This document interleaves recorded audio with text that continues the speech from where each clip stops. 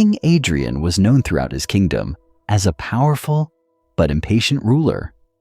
One morning, he rode deep into the forest with his trusted advisor, Samuel, for a hunting trip. The forest was quiet.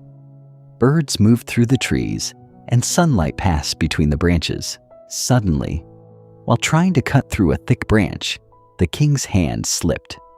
A sharp blade struck his finger. Blood covered his hand. One of his fingers had been badly cut off. The king was furious.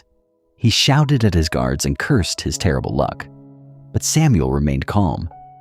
He looked at the king and said, "Your Majesty, do not lose heart. Perhaps this will be for the best." The king stared at him in disbelief. "For the best? I have lost a finger." Samuel simply repeated, "Sometimes we cannot see the good in something until much later." The king's anger grew. He believed his advisor was mocking his pain, so he ordered the guards to take Samuel to prison. The king continued his journey alone. The following day, he went deeper into the forest, but this time, he was captured by a mysterious tribe. The tribesmen were preparing a great ceremony. The king soon realized with horror that he had been chosen as a sacrifice. He struggled, he shouted, but there was nowhere to escape. Just before the ceremony began, one of the tribesmen carefully examined him. Then he noticed the missing finger. The tribe believed that anyone offered as a sacrifice had to be physically complete. The king was missing a finger. He was considered unsuitable. They immediately released him and sent him away. The king returned to his palace shaken but alive. The first thing he did was go to the prison. He opened Samuel's cell and apologized. Then he told him everything that had happened. "My missing finger saved my life," the king admitted. "But there is one thing I still don't understand. If everything happens for a reason, what good came from me putting you in prison?" Samuel smiled. "Your Majesty, if you had not put me in prison, I would have gone hunting with you."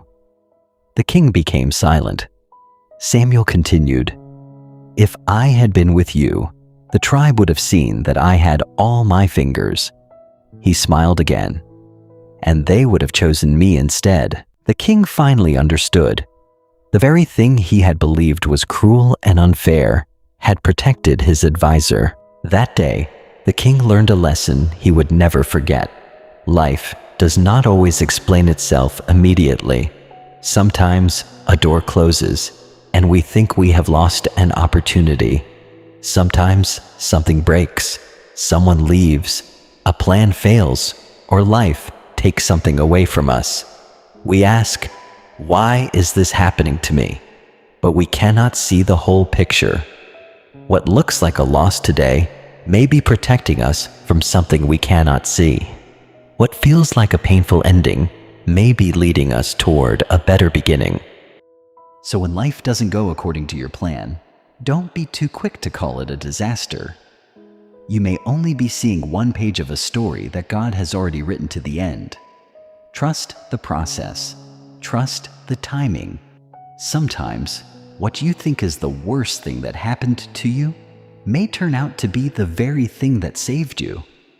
Everything may not make sense today, but one day, you may look back and finally understand why it had to happen that way.